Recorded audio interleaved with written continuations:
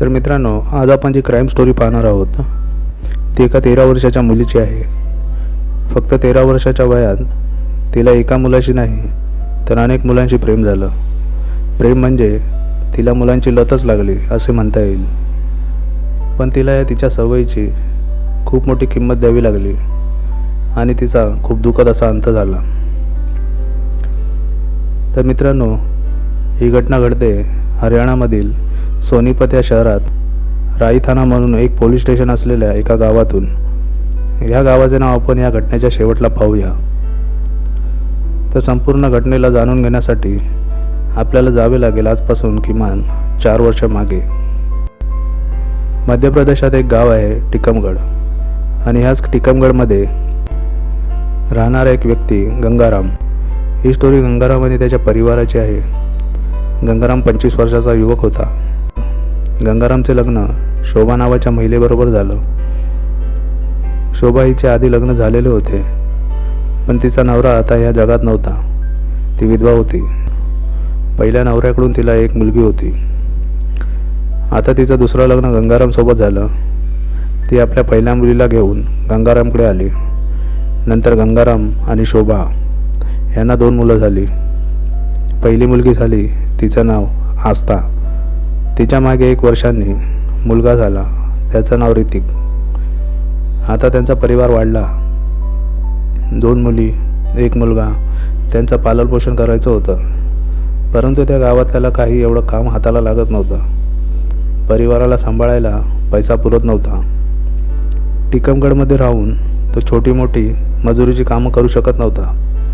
त्याला त्याच्या गावातल्या ओळखीपाळखीच्या लोकांची थोडी लाजच वाटत होती. मग त्याने ठरवले आपण हे गाव सोडायचे. मग तो त्याचे गाव टिकमगड सोडून हरियाणाला आला. हरियाणाला एक जागा आहे सोनीपत, आणि या सोनीपतमध्ये रायथाना म्हणून एक पोलीस स्टेशन लागते. तिथल्याच एका गावात गंगाराम आणि शोभा, मुलगी आस्था आणि मुलगा ऋतिक हे चौघे राहू लागले. आणि मोठी मुलगी नीतू, जिचे वय किमान 12-13 वर्षाच्या आसपास होते, हिला ते त्यांच्यासोबत आणत नाहीत, कारण ती वयाने जरा मोठी होती आणि समजदारी होती. म्हणून तिला आजी आजोबांची सेवा करायला त्याच गावात म्हणजे टिकमगडमध्येच ठेवतात. आता गंगाराम आणि शोभा सोनीपतमध्ये राहायला आले आणि कामधंदा शोधू लागले. गंगाराम याला राजमिस्त्रीचं काम येत होतं. त्या कामात तो निपुण होता. राजमिस्त्री म्हणजे जे घर बांधण्याचं काम करतात त्या मिस्त्री लोकांमध्ये हा मुख्य मिस्त्रीचं काम करायचा. मग त्याने त्या गावात राजमिस्त्रीचं काम करायला सुरुवात केली. शोभाने पण विचार केला की मी पण घरात बसण्यापेक्षा नवऱ्याच्या हाताखाली मजुरीचं काम करते. मिस्त्री लोकांना तसं पण रेती सिमेंट भरून द्यायला, विटा उचलायला मजूर लागतातच, आणि घर चालवायला आपलासुद्धा हातभार लागेल, थोडी कमाई जास्त होईल. हा विचार करून ती पण आपल्या नवऱ्यासोबत मजुरीच्या कामाला जायला लागली. हळूहळू दोघांचे काम सुरू झाले. काम चांगले चालू लागले. 2020ला त्या गावात आले होते. आता 2021 आणि 2022 पण उलटून गेला होता. दोघांच्या जीवनाची गाडी आता सुरळीत चालू लागली. गावात राहून पण 2 वर्ष होऊन गेली. गावातली लोक पण त्यांना चांगली ओळखू लागली. म्हणजे गावाच्या नजरेत आता या परिवाराची एक चांगली छबी निर्माण झाली होती. सर्व गाववाल्यांशी चांगले पटू लागले. घरमालकालाही त्यांच्याशी चांगला लगाव लागला होता. त्यांचे एकमेकांशी चांगले संबंध होते. बघता बघता आता 2023चा साल आला. नीतू आपल्या आजी आजोबांबरोबर आपल्या गावातच होती. आता शोभाला वाटू लागले नीतू एकटीच तिकडे राहत आहे. बिचारी बिनबापाची मुलगी आहे. तिला एकटं वाटत असेल. खूप वर्ष झाली तिला परिवारापासून वेगळं राहून. असे विचार करत शोभाला तिची काळजी वाटत होती. म्हणून ती विचार करू लागली, आता आम्ही नवरा बायको चांगले कमवत आहोत. नीतूला आता आपल्यासोबत राहायला बोलवायला काही हरकत नाही. घरी कामात पण थोडा हातभार लागेल आणि पोरांना पण ती घरी सांभाळू शकते. तिने आपल्या नवऱ्याला सांगितले, आपण नीतूला आपल्याजवळ बोलवून घेऊया. गंगाराम पण राजी झाला. त्याला मग तिचे म्हणणे पटले. घरात एक सदस्य वाढला तर आपल्यालाच थोडी मदत होईल म्हणून त्याने पण सहमती दिली. मग नीतूला फेब्रुवारी महिन्यात टिकमगडवरून राईथानामधल्या या गावात त्याने राहायला आणलं.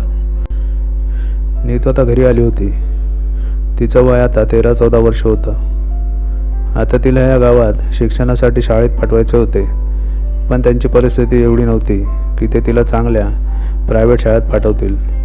म्हणून त्यांनी त्या गावातल्या सरकारी शाळेतच तिचं ॲडमिशन केलं. नीतू पण सकाळी घरी नाश्ता वगैरे बनवून शाळेत जायची. मग दुपारी शाळा सुटल्यावर घरी येऊन जेवण वगैरे बनवायची. सगळे खुश होते. आईवडिलांच्या डोक्यावरचा भार नीतूने थोडा कमी केला होता. दोन्ही लहान भावंडं पण खुश होती. नीतू त्यांचा नीट सांभाळ करत होती. आता त्यांचे दिवस आनंदात जात होते. आता एप्रिलचा महिना सुरू झाला होता. नीतू आता 6वीतून 7वीच्या वर्गात जाणार होती. नीतूला आता नवीन पुस्तकं हवी होती. तिने 30 एप्रिलला वडिलांना तसे सांगितले की मला पुस्तकं हवी आहेत, मला अभ्यास करायचा आहे आणि शाळेत सांगितले आहे की ही पुस्तकं विकत घ्या म्हणून. तिने वडिलांना सांगितले, मला तुम्ही पैसे द्या, नाहीतर मग तुम्हीच ती पुस्तकं मला आणून द्या. गंगाराम पण म्हणाला, तू कुठे जाशील पुस्तकं घ्यायला, मीच आणतो, नाहीतर तुझ्या आईला सांगतो, ती आणून देईल तुला. हे बोलून गंगाराम आणि शोभा आपापल्या कामाला निघून गेले. आता नीतू 2 भावंडांबरोबर घरात एकटीच होती. आता गंगाराम आणि शोभा कामावर पोचले. गंगाराम त्याच्या राजमिस्त्रीचं काम करत होता आणि शोभाला मसाला तयार करायचा होता. मसाला म्हणजे रेती, सिमेंट, वाळू वगैरे मिक्स करून बनवला जातो. शोभा सकाळी 7 वाजता कामावर आल्यापासून मसाला तयार करायला लागली. 1-2 तास तिने मसाला बनवला. मग तिला वाटले, आता एवढा मसाला बनला आहे, पुढे 1-2 तास तरी बनवायची गरज लागणार नाही. आता तिचा नवराच मिस्त्री होता म्हणून ती नवऱ्याला म्हणाली, मी घरी जाते, मला पैसे द्या, मी पुस्तक घेईन जाताना. गंगाराम पण म्हणाला, ठीक आहे जा, पण दुपारपर्यंत परत ये. आता शोभा घरी येते आणि घरात बघते दोन्ही बारकी पोरं घरातच आहेत, पण नीतू नव्हती. नीतू घरात नव्हती म्हणून ती तिला बघायला घराच्या छतावर गेली आणि समोरचं दृश्य बघितल्यावर ती जोरात किंचाळली. तिचा आवाज ऐकून घरमालक पण तिकडे आला आणि आजूबाजूचे लोक पण जमा झाले. आता सगळे धावत त्या घराच्या छतावर आले. सगळ्या लोकांनी समोरचे दृश्य पाहिले आणि सगळ्यांना घाम फुटला. समोर नीतू ही जमिनीकडे तोंड करून उलटी जमिनीवर बेशुद्ध पडलेली सगळ्यांना दिसली. आता लगेच सगळ्यांनी तिला उचलले आणि जवळच्या दवाखान्यात घेऊन गेले. दवाखान्यात गेल्यावर जसे डॉक्टरांनी चेक केले, डॉक्टर म्हणाले, नीतू जिवंत नाही, ती मृत असल्याचे डॉक्टरांनी सांगितले. आता शोभाने जसे जी गोष्ट ऐकली ती जोरजोरात रडायला लागली. लोकांना पण काही समजले नाही. चांगली भली पोरगी अचानक कशी काय मेली. गंगाराम पण धावत धावत तेथे पोचला. काय झालं, काय झालं? सगळे हॉस्पिटलमध्ये होते. कोणीतरी तिकडून पोलिसांना फोन केला. पोलीस दवाखान्यात पोचले. पोलिसांनी डॉक्टरांना विचारले काय झाले म्हणून. डॉक्टरांनी सर्व घटना सांगितली की मुलगी घरी बेशुद्ध अवस्थेत सापडली, तिला दवाखान्यात आणले गेले. आम्ही तिला चेक केले, पण चेक केले तेव्हा कळले की मुलगी जिवंत नाही आहे. पोलीस आता तिच्या आईवडिलांना विचारायला गेले, पण ते दोघेही काही सांगण्याच्या अवस्थेत नव्हते. दोघांची अवस्था खराब होती. दोघेही जोरजोरात रडत होते. आजूबाजूचे लोक त्यांना समजावत त्यांचे सांत्वन करत बसले होते. तरी पण पोलिसांनी त्यांना विचारण्याचा प्रयत्न केला की नक्की काय झाले होते, कारण त्यांना घटनेचा तपशील करायचा होता. पोलिसांनी त्यांना विचारले, मुलीवर कोणी काय केले असेल किंवा तिला मारले असेल असे तुम्हाला वाटत असेल तर तशी तक्रार आम्हाला घ्यावी लागेल. मग पुढे आम्हाला पुढची चौकशी करता येईल. नाहीतर तुम्हाला काहीच करायचं नसेल तर तसंही आम्हाला सांगा. त्यावर गंगाराम आणि त्याची पत्नी म्हणाली, नाही, आम्हाला काही तक्रार करायची नाही. ज्याला जायचं तो तर गेलं. आता तक्रार करून काय भेटणार आहे? ती परत तर येणार नाही. आम्ही जर पोलिसात तक्रार केली तर रोज रोज आम्हाला पोलीस स्टेशनमध्ये यावं लागेल. एकतर आम्ही रोजगारीवर काम करतो, आमचं कामाचं पण नुकसान होईल. घरी अजून 2 पोरं आहेत, त्यांचं पण आम्हाला बघायचं आहे. पोलीस पण ही गोष्ट समजू शकत होते. मग पोलीस त्यांना म्हणाले, ठीक आहे, मग तुम्ही आम्हाला लेखी लिहून द्या की आम्हाला ह्याच्यावर काही कारवाई करायची नाही आणि आम्हाला पोस्टमॉर्टम नाही करायचा, कारण तपास करायचा झाला तर पोस्टमॉर्टम करायला लागेल. मग ते दोघे लिहून देतात की आम्हाला काहीच तपास करायचा नाही, आमच्या मुलीचा नैसर्गिक मृत्यू झाला आहे. आता सगळी फॉर्मॅलिटीज पूर्ण झाली. मृतदेह हॉस्पिटलमधून घेऊन जाण्याची वेळ आली. हॉस्पिटलवाले मृतदेह पॅक करायला लागले.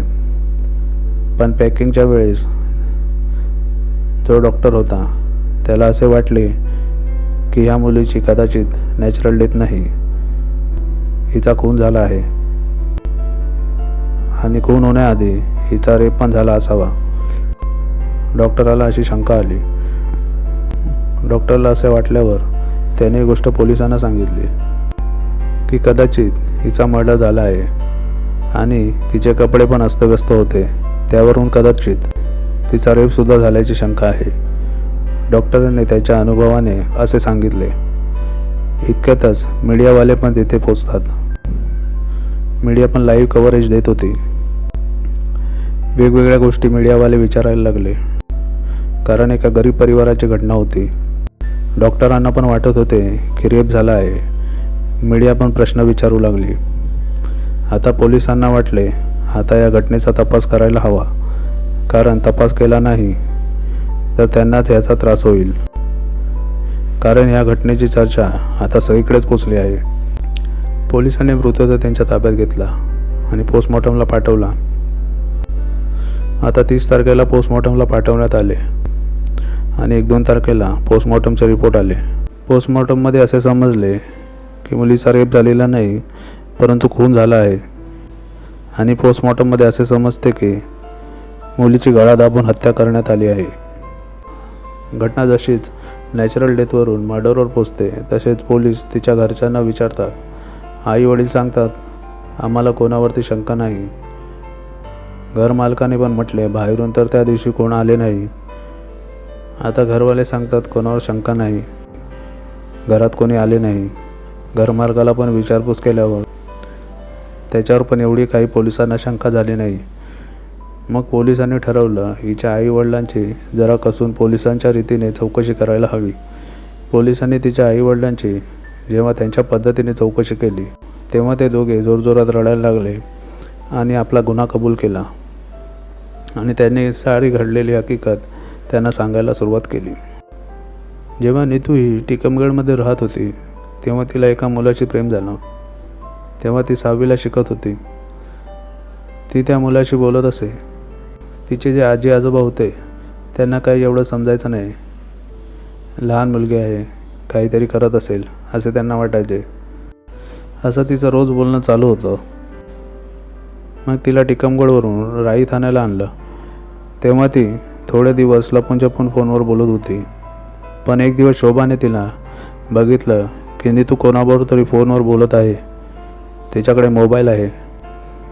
शोभा लगेच जाऊन तिचा फोन हिसकावून घेते. तिला धक्का बसतो. आपली मुलगी एवढी लहान आहे आणि एवढ्याशा वयात तिचं फोनवर बोलणं चाललं आहे. शोभा तिला मारहाण करते, ओरडते, समजवते. नीतू तेव्हा तिच्या आईला म्हणते ठीक आहे, मी नाही बोलणार, माफी मागते. पण थोडे दिवस गेले. शोभाला ती परत कोणाबरोबर तरी फोनवर बोलताना सापडते. खूप वेळा शोभा तिला पकडते. कधी ती बाथरूममध्ये लपून बोलते, कधी छतावर जाऊन बोलते. खूप वेळा शोभा तिचा मोबाईल तिच्याकडून काढून घेते, पण ती कुठून ना कुठून मोबाईलचा जुगाड करत होती. परिवाराचं म्हणणं होतं कमीत कमी 50 वेळा तरी शोभाने तिला पकडलं आणि दरवेळेस ती आता नाही बोलणार असंच म्हणायची. शोभाला आता वाटले ही काही माझं ऐकत नाही. मग तिने ही गोष्ट गंगारामला सांगितली. गंगाराम पण हे ऐकून संतापला. गंगाराम नीतूजवळ गेला. तिला समजवायला की असं नको करू, तो अजून लहान आहेस. पण जसा गंगाराम तिला बोलला तसंच तिने त्याला उलट उत्तर दिलं. तू कोण होतोस मला सांगणारा? मला वाटेल ते मी करेन. मला ज्याच्यावर बोलायचं त्याच्यावर बोलेन. मला जे करायचं ते मी करेन. मला ज्याच्याबरोबर राहायचं त्याच्याबरोबर मी राहीन. अजून खूप अपशब्द ती गंगारामला बोलली. ते मी तुम्हाला सांगू पण शकत नाही. असं खूप वेळा झालं. खूप वेळा तिला समजावलं, मारलं, पण तिला याचा काहीच फरक पडत नव्हता. तिला आता या गोष्टींची सवय झाली होती. तिचं फोनवर बोलणं चालूच होतं आणि फोनवर नीतू घरच्यांसमोर अशा गोष्टी बोलायची की ऐकणाऱ्याला देखील त्याची लाज वाटेल. आता या गोष्टी सतत चालू राहिल्या आणि तारीख आली 29 एप्रिल 2023. तर 29 एप्रिलला असे झाले, रात्री सर्व परिवार जेवायला बसला आणि त्याच विषयावर यांचा विवाद चालू होता. गंगाराम नीतूला म्हणाला, तू हे सगळं बंद करणार आहेस की नाही? नीतूने पण त्याला उलट उत्तर दिलं, मी नाही बंद करणार. तुम्हाला जे करायचं ते करा. आणि जास्त बोलला तर मी कोणाबरोबर तरी पळून जाईन. हे बोलून ती रागात उठून तिच्या खोलीत गेली आणि दरवाजा बंद करून घेतला. ती सतत घरच्यांना उलट उत्तर देत होती. आता घरच्यांना वाटत होतं की नीतू आता हाताबाहेर निघून गेली आहे. त्यांना वाटले अशाने आपल्या परिवाराची बदनामी होईल, समाजात आपण तोंड नाही दाखवू शकत. मग त्यांनी नीतूला संपवायचं असा मोठा निर्णय घेतला आणि त्यांनी प्लॅन बनवला की हा मर्डर नाही वाटला पाहिजे आणि ह्यात आपलं नाव नाही आलं पाहिजे. मग सकाळी 7 वाजताच्या सुमारास गंगाराम आणि शोभा नीतूच्या खोलीत गेले. नीतू झोपली होती. खोलीत गेल्यावर गंगारामने नीतूचे हात पकडले आणि शोभाने तिच्या छातीवर बसून तिचा गळा आवळून तिचा जीव घेतला. मग त्याने नीतूला मारल्यावर तिला उचलून छतावर जाऊन ठेवले. नंतर घरात जाऊन रोजच्याप्रमाणे ते नाश्ता करतात आणि आपापल्या कामाला निघतात. आजूबाजूवाल्यांनी पण त्यांना बघितल्यावर सामान्य वाटले. ते रोजप्रमाणेच त्यांच्या कामावर निघाले होते. सगळे त्यांच्या प्लॅननुसार व्यवस्थित चालू होतं. कामावर गेल्यावर पण शोभा सर्व कामगारांसमोर गंगारामला म्हणाली, मला पैसे द्या, नीतूसाठी पुस्तक घ्यायचे आहेत. कारण सगळ्यांनी ऐकावे की ही मुलीला पुस्तक घ्यायला घरी चालली आहे. त्यामुळे कोणाला त्यांच्यावर जरासुद्धा संशय आला नाही. मग घरी गेल्यावर तिने नाटक सुरू केले. नीतूला शोधलं. नंतर छतावर जाऊन तिला बघून जोरजोरात ओरडायला लागली. नंतर हॉस्पिटलमध्येही त्यांनी तसंच नाटक केलं. त्यामुळे पोलिसांनासुद्धा त्यांच्यावर संशय आला नाही. पण डॉक्टर आणि मीडियामुळे त्यांचं भांडं फुटलं. सध्या दोघेही तुरुंगात आहेत. मित्रांनो, तुम्हाला काय वाटते या स्टोरीबद्दल आम्हाला कमेंट करून जरूर कळवा. चॅनलला सबस्क्राईब करायला विसरू नका. चला आता मित्रांनो, पुन्हा मिळूया अशाच एक नव्या क्राईम स्टोरीबरोबर. तोपर्यंत धन्यवाद.